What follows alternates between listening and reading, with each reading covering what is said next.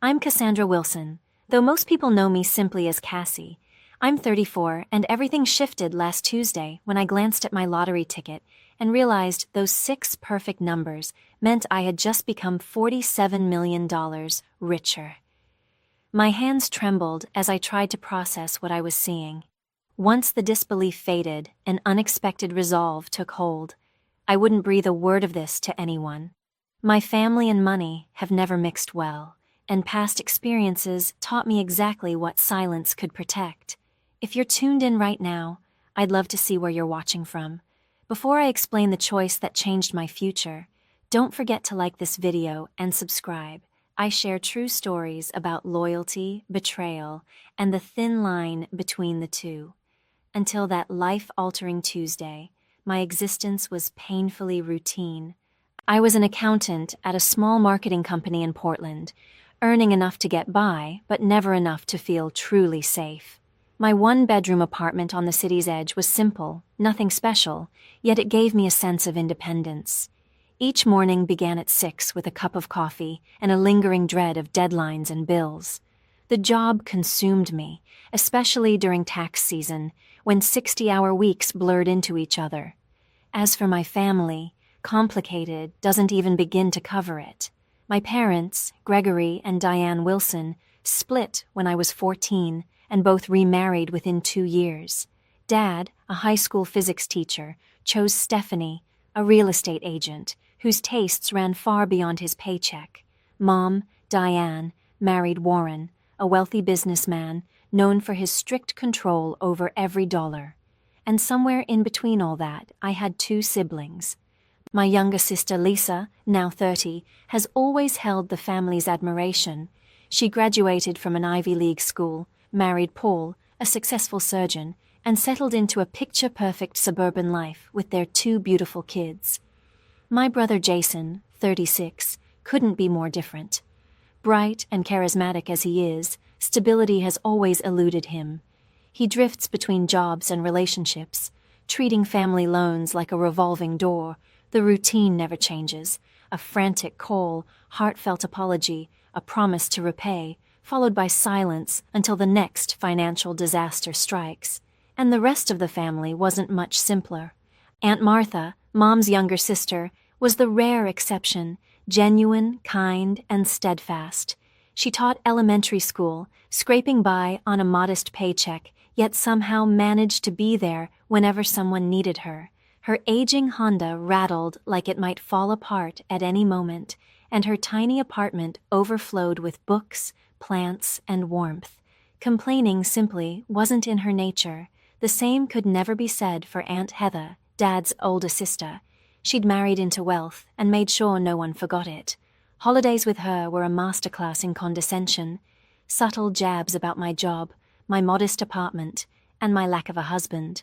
Her son Ryan mirrored her arrogance, but not her fortune, and his growing gambling addiction was the family secret everyone politely ignored. Years of watching generosity turn into regret hardened me.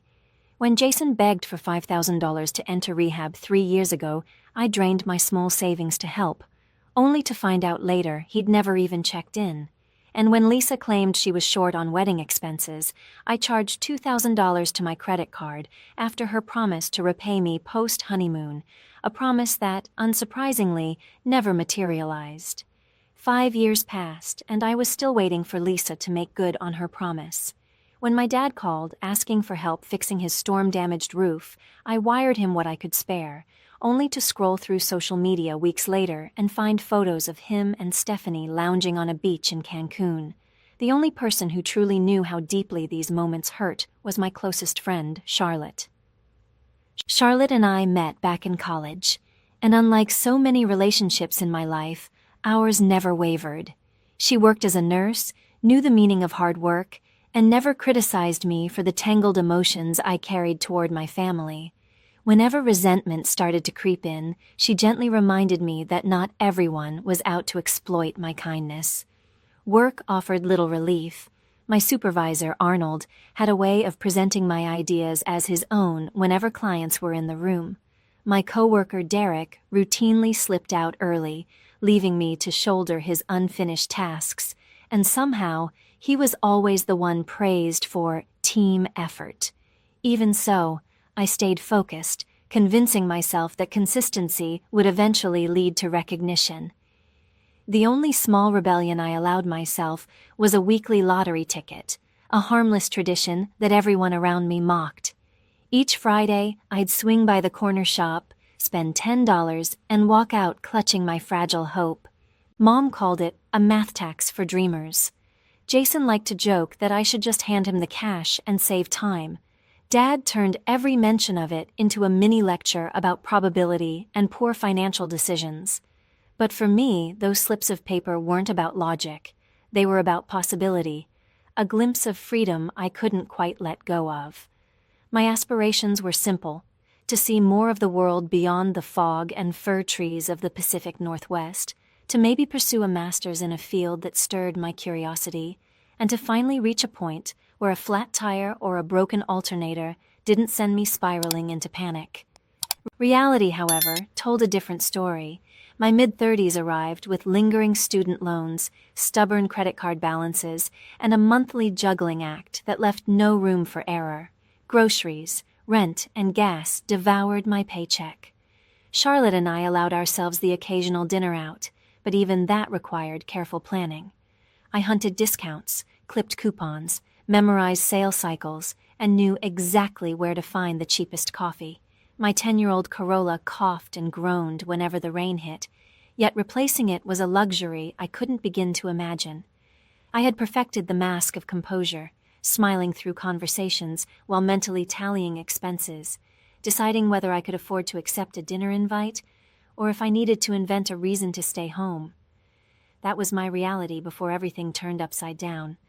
Life was predictable, occasionally frustrating, sometimes lonely, but steady enough to feel safe. I never imagined that one small slip of paper would rewrite every assumption I held about myself and my family. The irony was that I bought the winning ticket on my 34th birthday.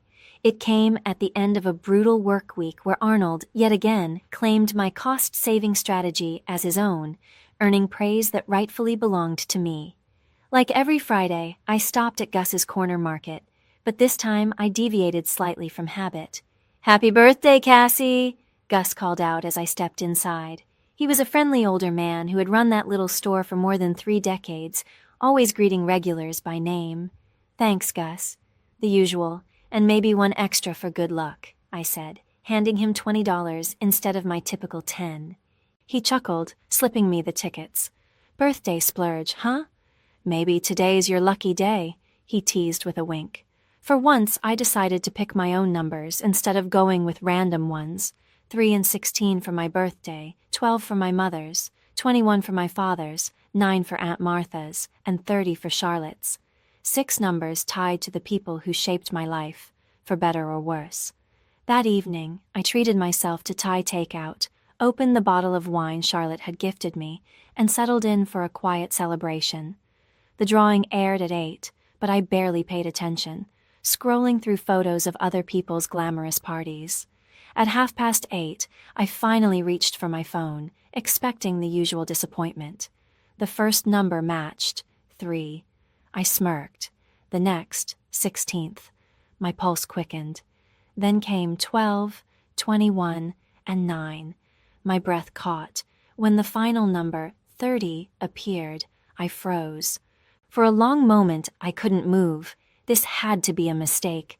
I checked the ticket again and again, then rewound the broadcast just to be sure. Each number appeared exactly as printed on my ticket. My hands trembled so violently the remote slipped to the floor. "No, that can't be," I whispered into the empty room. But the lottery's official site confirmed it. I was the sole winner of $47 million. After taxes, my share would come to roughly $28 million. An amount so vast it felt surreal for someone who, just hours earlier, had celebrated a 10% discount on laundry detergent. Sleep was impossible that night. Instead, I sat in the glow of my laptop, diving deep into stories of lottery winners and what became of them. What I found was unsettling. Articles chronicled shattered families, ruined friendships, and once ordinary people destroyed by sudden wealth. There were tales of relatives and old acquaintances crawling out of the woodwork, pleading for handouts, of winners bankrupt within years, lonelier than ever. One headline even called the lottery the fastest route to losing everything that matters. By dawn, I had made up my mind. I would collect the winnings, but no one would know. Not my parents, not my siblings, not even Charlotte, at least not until I had a plan. I needed time to understand how this fortune would change my life before anyone else tried to shape it for me. That morning, I called in sick for the first time in 3 years and booked a meeting with Philip Montgomery, an attorney who specialized in estate and financial law. His firm occupied a sleek office tower downtown. Sitting in the waiting area, clutching my purse with the winning ticket inside, I felt completely out of place, an ordinary woman holding an extraordinary secret. "Ms. Wilson," he greeted warmly, extending a hand. He was around 50, with neatly trimmed salt and pepper hair and intelligent, reassuring eyes behind designer glasses. "How can I help you today?" I inhaled deeply and slid the ticket onto his polished desk. "I need to claim this," I said quietly, without anyone knowing it's me. His eyebrows lifted for just a second before professionalism took over. "I see," he said calmly. "Well, you've come to the right place." For the next 2 hours, Philip walked me through my options. In our state, winners could remain anonymous by claiming through a trust or a legal entity. He detailed how to create a blind trust, how taxes would be handled, and why assembling a team of financial experts was essential to preserving wealth. The most common mistake, he cautioned, is sharing the news too soon. Once word spreads, there's no undoing it. I nodded, grateful to hear confirmation of what my instincts already told me. "I want to handle this properly," I said. "I don't want this money to destroy my life." Leaving his office with a folder of documents and a detailed checklist, I felt an odd blend of exhilaration and unease. I had more money than I had ever dared to imagine, yet not a soul I could tell. From that day forward, I would live 2 lives, one as the same overworked accountant everyone knew, and another as a woman quietly sitting on millions. During the following 2 weeks, Philip and I set up the trust, claimed the prize, and built investment accounts. Together, we constructed a long-term plan that would ensure financial security for the rest of my life, even if I lived to 100. The money existed now, real, tangible, sitting quietly in accounts with my name on them, yet nothing in my routine reflected that fact. I still trudged to the office every morning, exchanged the usual small talk about bills and deadlines, and drove home in the same weary Corolla. The weight of secrecy began pressing down on me, a strange mixture of power and isolation. I started to think about my family more often. Would they celebrate with me if they knew, or would I simply become a resource to exploit, a never-ending supply of cash in their eyes? The uncertainty gnawed at me until one sleepless night, an idea began to take shape. What if I could uncover their true nature without ever exposing my secret?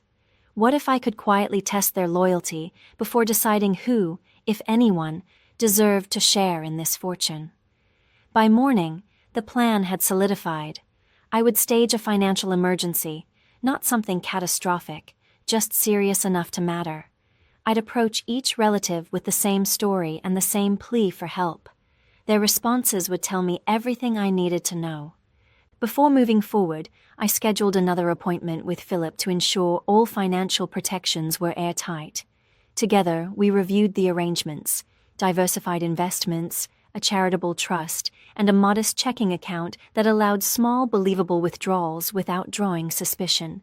The rest of the fortune was locked away where no one but me could reach it. "Everything's set, Cassandra," Philip said, handing me a folder. "Your financial future is untouchable. You could walk away from your job today if you wanted to." The notion was tempting, but I shook my head. "If I suddenly quit, everyone would notice," I said. "I'll keep working until I know my next step." That evening, I invited Charlotte over for dinner. We sat out on the tiny balcony, glasses of wine catching the sunset light. I hadn't told anyone about my secret wealth, but the loneliness of it all pushed me to share at least part of my plan with her. "I've been thinking of running a little experiment," I said cautiously. Charlotte tilted her head. "What kind of experiment?" I hesitated, then told her, "I'm going to tell my family I lost my job and need money. I want to see who actually helps, who cares enough to be there when I'm the one in need." Her brows knit in concern. "Cassie, that sounds manipulative. Why would you do something like that?" "Because I'm exhausted from being the dependable one," I replied, avoiding her gaze. "I want to see if any of them would do the same for me." Charlotte sighed, setting her glass down. "But deceiving them? That's not you. Why not just talk to them? Tell them how you feel?" I gave a dry laugh. "You know my family, Charlotte. Honest conversations aren't exactly our specialty. You've seen the way they treat me," I said quietly. Charlotte frowned. "Still, this doesn't sit right. What are you hoping to prove?" "I'm not trying to prove anything," I answered quickly, though even as the words left my mouth, I knew they weren't entirely true. "I just need to know who genuinely cares about me and who only sees me as a bank account." She shook her head slowly. "Cassie, I think you're the one who's going to get hurt here. But I can tell you've already decided she was right. The plan had been forming all day, and by that evening it was fully constructed. I'd settled on a story that sounded plausible but not dramatic enough to raise suspicion. The marketing firm had gone under after losing its biggest clients. I'd tell them I was suddenly unemployed and needed $5,000 to cover rent and medical bills while searching for a new position. The amount was big enough to matter, but not so large that it would seem fabricated, and every person I planned to approach could easily afford it. I made a list: Mom and Warren, Dad and Stephanie, Lisa and her husband Paul, Jason, Aunt Martha, Aunt Heather, and Cousin Ryan. 10 people in total. Each one had leaned on me at some point, for money, for favors, for emotional support. And I had always said yes. Now it was my turn to see who would return the kindness. The next day, Charlotte reluctantly helped me rehearse the story, despite her unease. "You'll need to sound worried, but composed," she cautioned, "and make sure you've got details ready. People will ask questions." I jotted notes as she spoke. "I'll say the CEO was caught embezzling funds and that the company's under investigation. That explains the sudden closure and why I haven't received my final paycheck. And when they ask about your job search, I'll tell them I've been applying nonstop, but accounting roles are hard to come by right now. I'll mention that I've got a few interviews but nothing confirmed yet, and that my savings ran dry after paying for recent medical tests." Every piece of the story was carefully constructed to sound credible and sympathetic, just enough to make them decide whether to help or not. As I reviewed it all, guilt pricked at me. Maybe Charlotte was right. Maybe this was manipulative. But then I remembered every time I'd drained my bank account to rescue someone else. Every promise unfulfilled. Every thank you that turned into silence. The sting of those memories hardened my resolve. This wasn't just about testing loyalty. It was about self-preservation. I even drafted a list of predictions. Mom would likely offer some money, but not the full amount. Dad would turn it into a lecture about budgeting and maybe send a token contribution. Lisa would claim the kids' expenses made it impossible to help. Jason wouldn't even pretend. Warren and Stephanie would dismiss me outright. Aunt Heather would moralize about poor financial planning. And Ryan would probably ask me for money instead. Ryan, I knew, would likely offer empty assurances, promises to help that would dissolve into excuses the moment money was mentioned. The only person I truly believed might come through was Aunt Martha. Though she had the least to give, she had always been the one to show up, no matter how inconvenient or costly it was for her. Still, I tried to temper my expectations. $5,000 was no small sum for a public school teacher living on her own. The plan was finalized. Over the coming week, I'd reach out to each relative one by one, tell the same carefully rehearsed story, and observe their reactions. Only after that would I decide who was worthy of learning about my secret fortune and who had already shown me what I needed to know. With a strange mix of nervous energy and determination, I picked up my phone and made the first call. I decided to start with my mother. Diane had always painted herself as the selfless matriarch, often reminding us how she'd set aside her own ambitions for the sake of her children. If anyone was likely to lend a hand, it should have been her. My fingers trembled slightly as I dialed her number. She picked up after the third ring, her tone distracted. "Hi, Mom," I began, injecting just enough strain into my voice to sound believably distressed. "It's me, Cassie. Sweetheart, what's wrong? You sound upset." That was my cue. I launched into the story I'd crafted. The sudden company shutdown, the missing final paycheck, the anxiety about unpaid rent and medical bills. I could hear her breathing deepen as I spoke, the concerned mother tone slowly creeping in. "Oh, honey, that's awful," she said at last. "Have you applied for unemployment? And what about your emergency fund?" "I did," I told her, "but unemployment will take weeks, and my savings are gone after paying for some recent medical tests." I deliberately avoided explaining what the tests were for, letting her imagination fill in the rest. Finally, I said softly, "I hate to ask, but I really need some help. About $5,000 just to get through this month. I'll pay you back the moment I can." The silence that followed stretched uncomfortably long.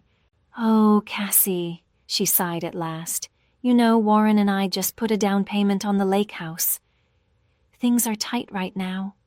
Her voice hardened slightly, slipping from concern to justification. "Maybe you should talk to your father, or Lisa. Paul's doing well at the hospital.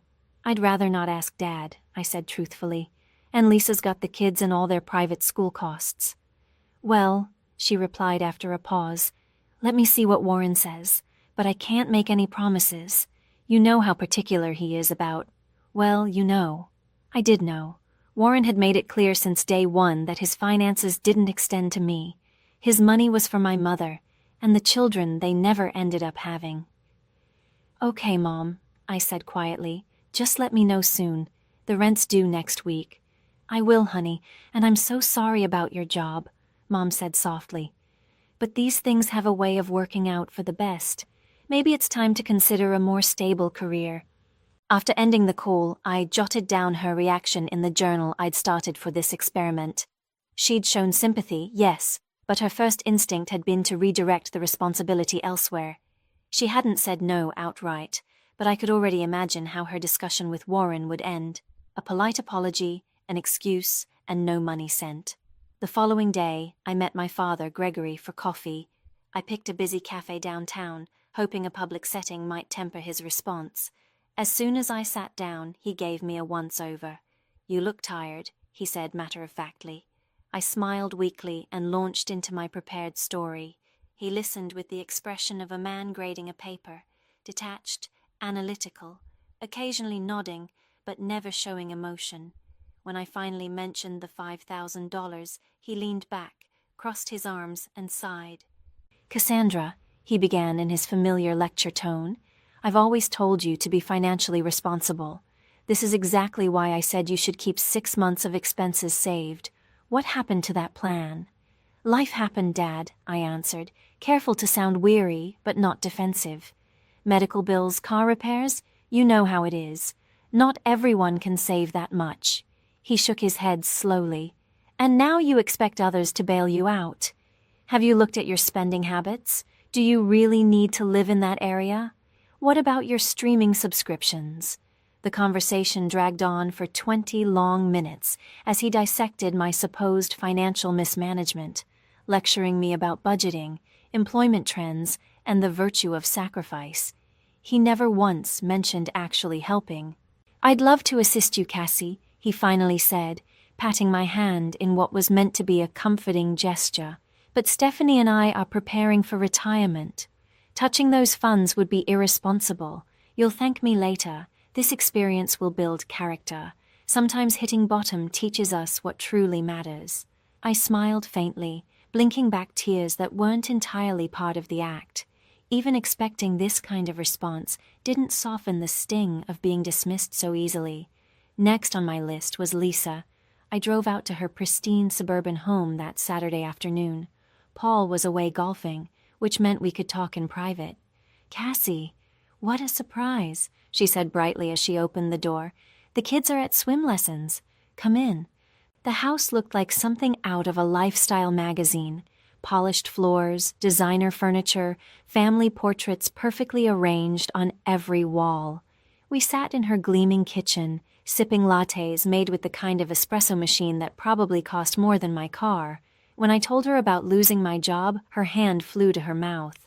"Oh, my God, that's terrible," she gasped, reaching across the marble island to squeeze my hand with perfectly manicured sympathy. "I can't believe they'd just shut down like that."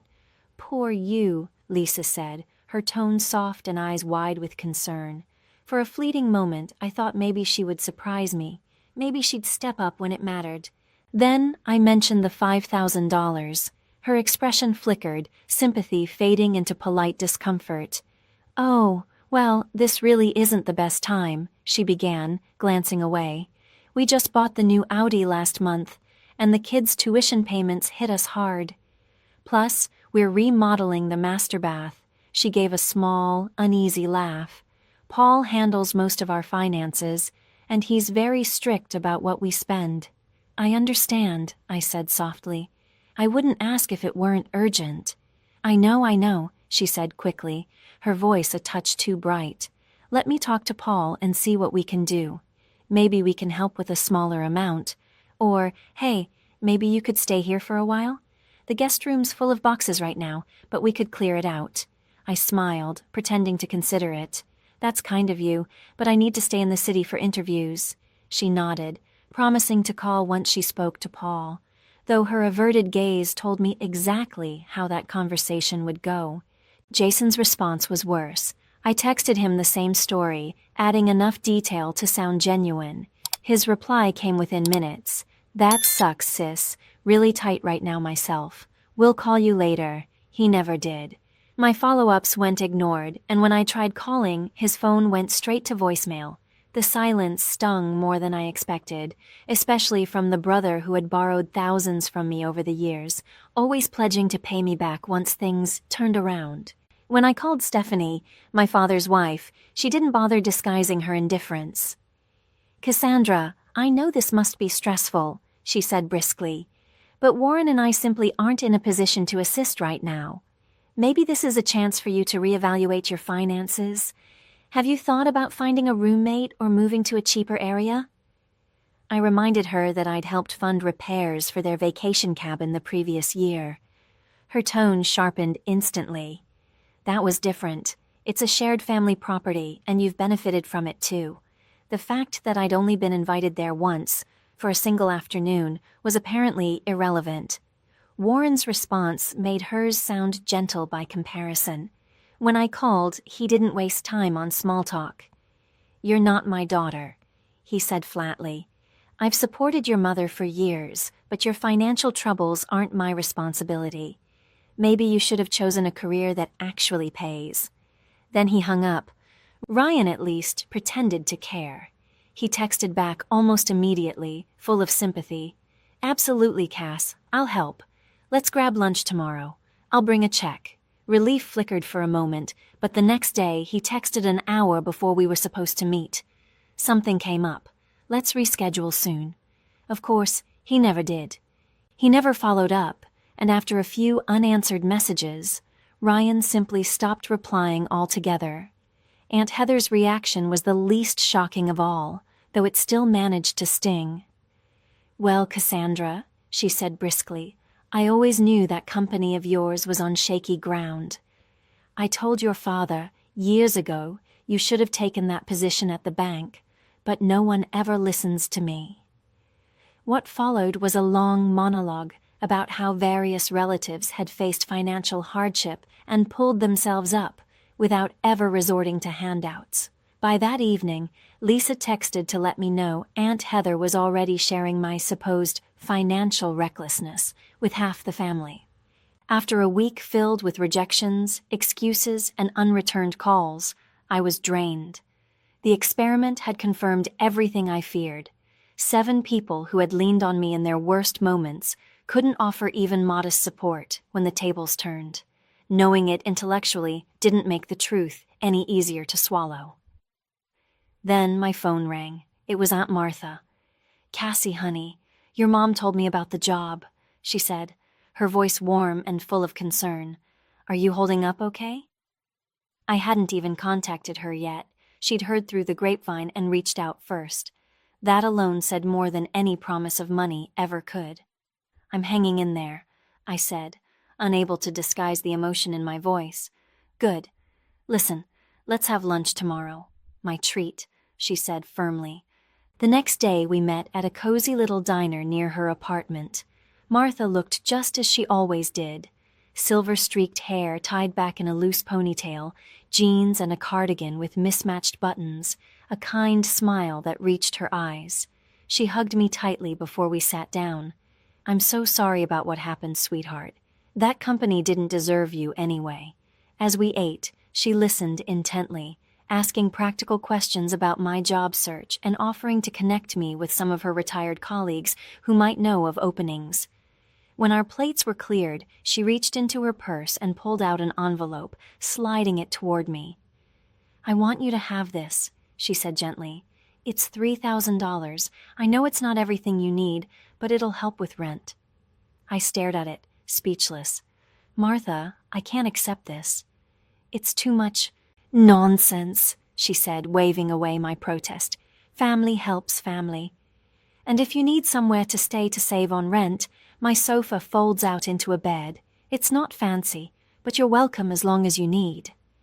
Tears blurred my vision, not the controlled, deliberate kind I'd used during the other conversations, but the raw, unexpected kind that came from being seen. "Thank you," I whispered. "Don't worry about paying me back right away," she said, squeezing my hand. "Just get back on your feet, and this time find work that makes you happy." "Life's too short to stay somewhere that doesn't value you," Martha said as we left the diner. She hugged me again before I got into my car. "You're going to be fine, Cassie. You're smart, capable. This is just a detour."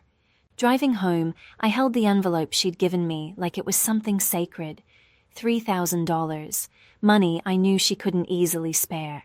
The difference between her kindness and everyone else's indifference hit me hard. The only person who had stepped up was the one who had the least to give. Later that night, I couldn't shake the thought, so I did a bit of digging. What I found made my stomach twist. That $3,000 represented almost all of Martha's savings. She'd been quietly managing complications from type 2 diabetes, and her medication costs had recently gone up. She'd even taken on extra tutoring sessions after school to cover the difference. The realization left me breathless. Martha, the one person who struggled most, had offered me nearly everything she had, freely and without expectation.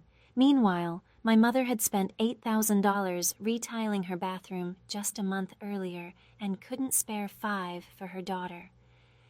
The next day, I invited Martha to dinner at my apartment. When she arrived, she sank into my old couch, smiling softly, though I could see the weariness in her eyes, lines etched a little deeper than before. I brought her a cup of tea and sat down beside her. "Martha, there's something I need to tell you," I began, my hands trembling slightly. "I haven't been completely honest with you." She looked at me with gentle curiosity, not alarm. "What is it, sweetheart?" "I didn't lose my job," I confessed in a rush. "The company's fine."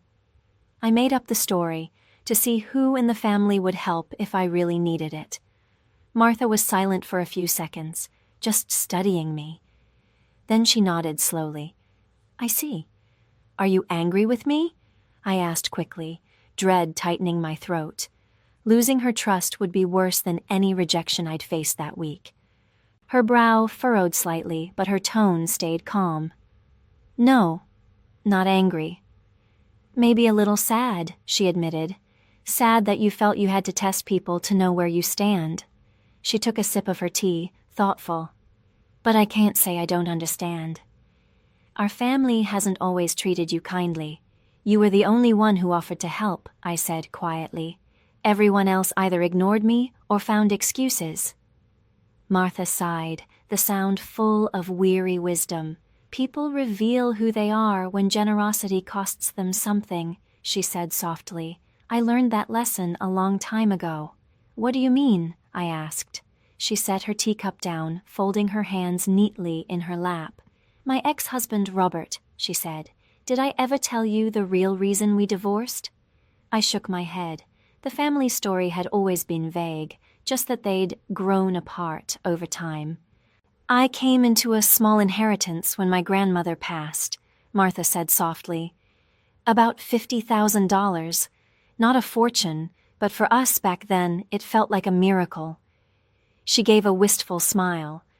Robert immediately started talking about all the things he could do with it, investing in his friend's ventures, starting some big project. I wanted to save it, maybe put it toward a house someday. We argued about it for months. What happened? I asked quietly. One afternoon I found out he'd forged my signature and drained most of the account, she said, her expression calm but tired.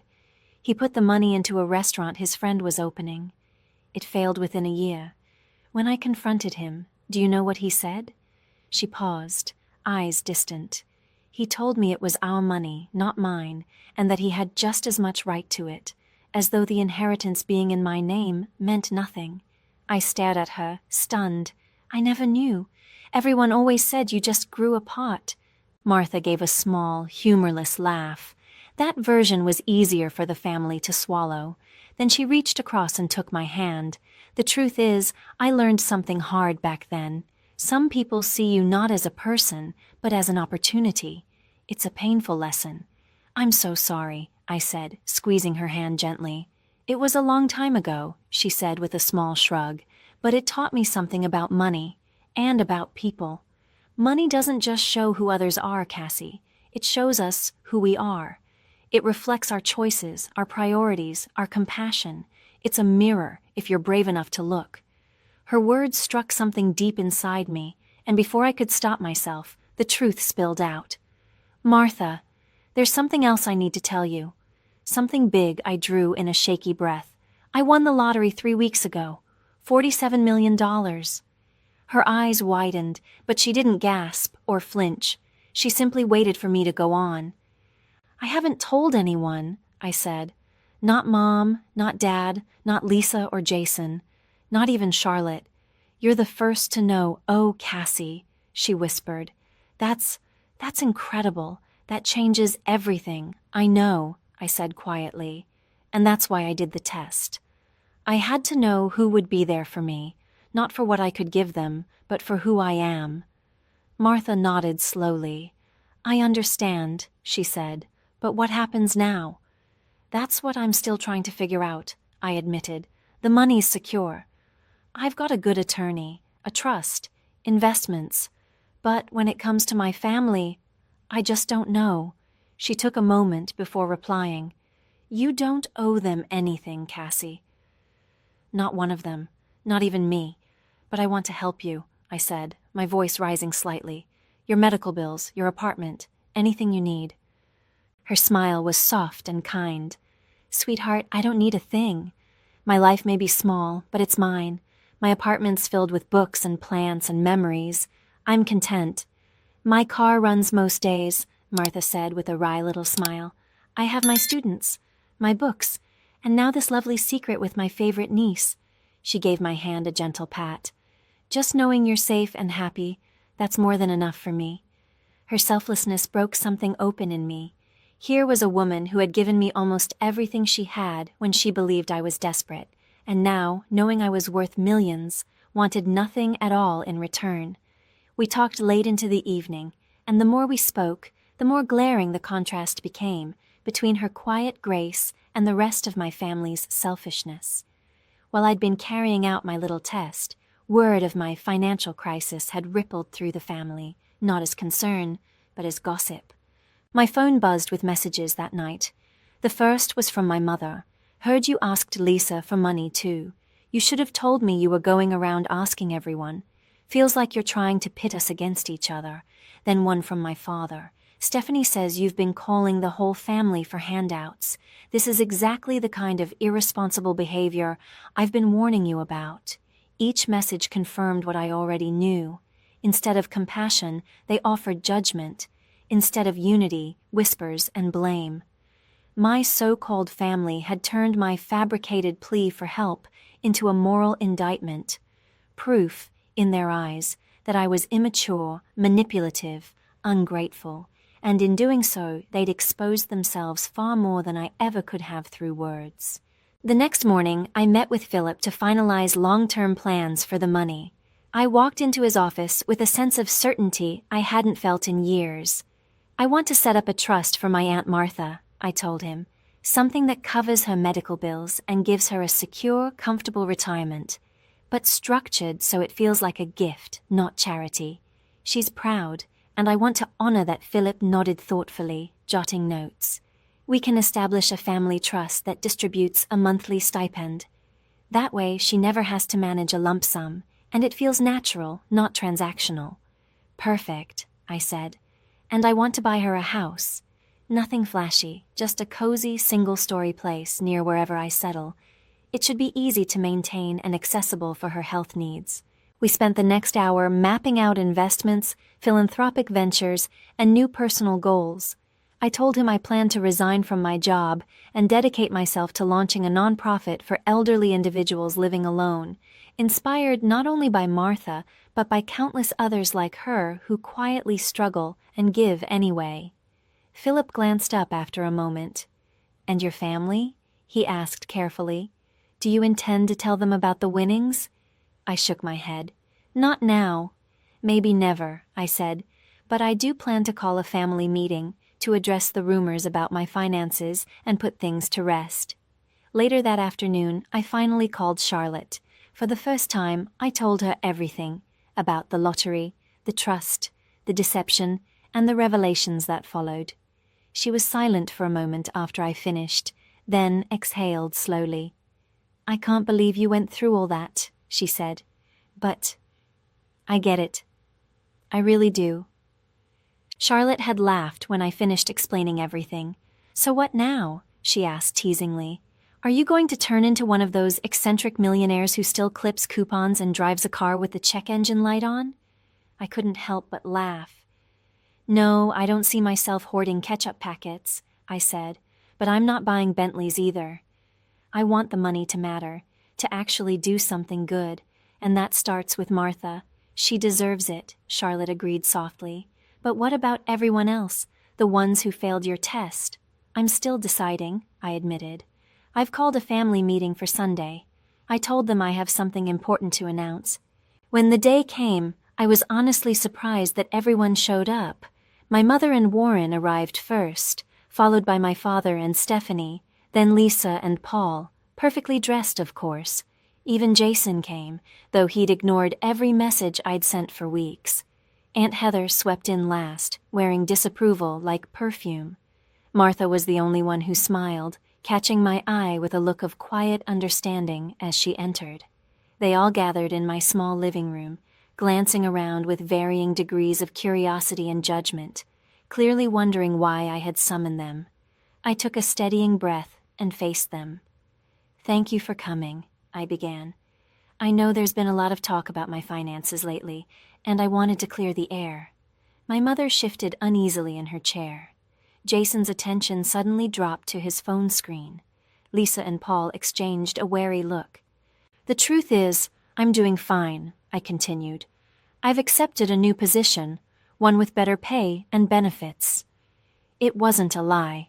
I had, in fact, named myself executive director of my new foundation, complete with a modest, symbolic salary. "I'll be starting next month." "Well, that's wonderful news," my mother said quickly, relief flooding her voice. "We've all been so worried about you." Around the room, a visible wave of ease rippled through the group. They had expected a request for help, maybe even a confrontation. Instead, they were being let off the hook. "So," my father said, his voice sharp with suspicion, "why all the fuss earlier? Why reach out to everyone for money if you had a new job lined up?" I met his eyes evenly, because the job came through recently. At the time, I was in trouble, and I thought that's what family is for, to help each other when things get tough. A heavy silence fell over the room. Stephanie was the first to break it. "We all have our own financial obligations," she said defensively. "It's not always possible to help, even if we want to." "Of course," I said smoothly. "We all have to decide what, and who, matters most." Then I turned to Jason. "Speaking of priorities, Jason, I couldn't help noticing you never replied when I asked for help.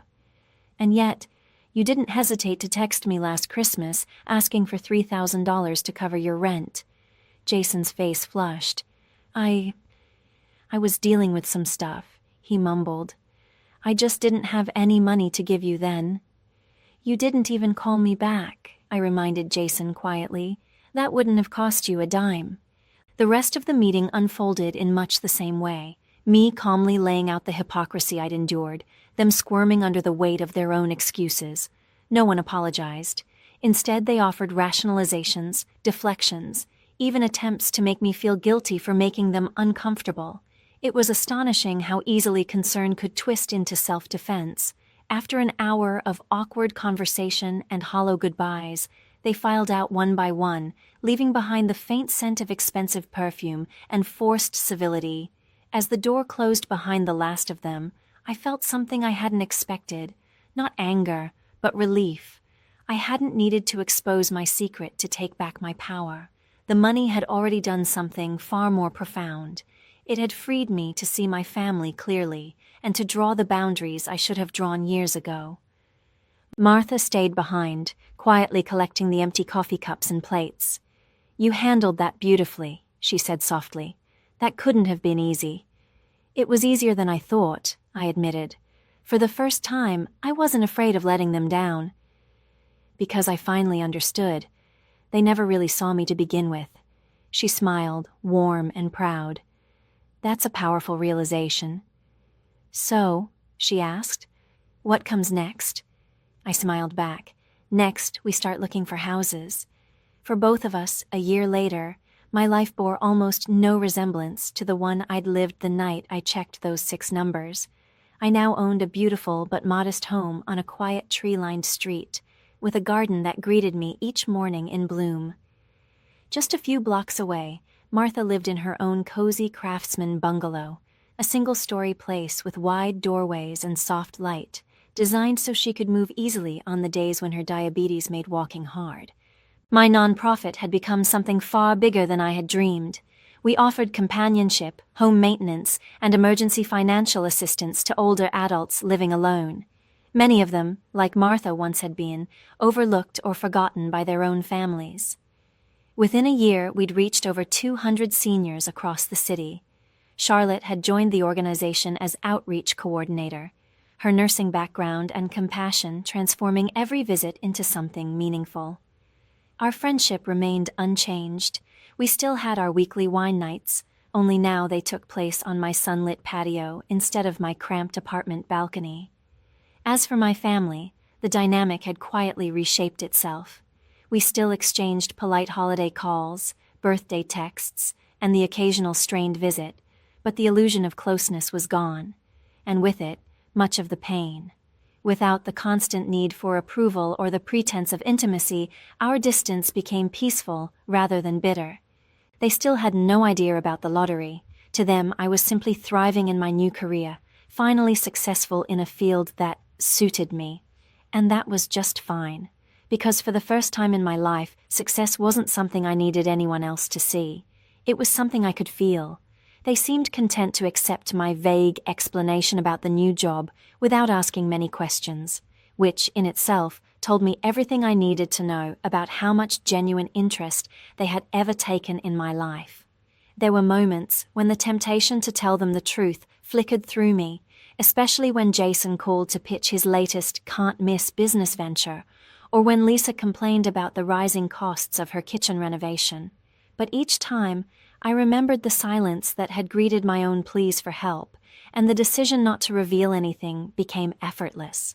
Still, there were occasions when real need arose, moments when compassion outweighed resentment. When my father suffered a mild heart attack and was left with steep medical bills his insurance wouldn't fully cover, I quietly paid the balance through the hospital's patient assistance program. Later, when Ryan finally entered rehab for his gambling addiction, an anonymous donation appeared to cover his treatment. They never knew it was me, and I preferred it that way. Martha and I saw each other often, usually sharing dinner twice a week. Her health had improved noticeably. Steady medical care, less financial anxiety, and a calm, fulfilling life had transformed her. She had retired from teaching, but still volunteered several days a week at a literacy center, helping children fall in love with reading just as she had once helped me. One evening, as we sat side by side on her porch, watching the sky turn gold and violet, she spoke quietly. "You know what amazes me?" she said. "How different everything could have been if you'd told them about the lottery from the start." I nodded, imagining that version of my life. "They would have been attentive, affectionate, maybe even doting," I said with a small smile. "And you'd never have known what was genuine," Martha replied. "That knowledge, painful as it was, gave you freedom." She was right. The experiment, though harsh, had illuminated more than I'd expected. It had stripped away illusion, showing me who truly belonged in my life and who merely took space in it. But the most profound lesson wasn't about them. It was about me. Before all of this, I had tied my worth to what I could give, to how much I could sacrifice, support, or rescue others. I had mistaken self-erasure for love and generosity for belonging. The truth was simpler and far kinder. Love isn't measured by what it takes from you, but by what it allows you to keep, your dignity, your peace, your sense of self. Martha's love had proven that. Real love gives freely, but it also respects boundaries. It doesn't demand repayment, and it never confuses dependence with devotion. And because of her, I had finally learned to live by that truth.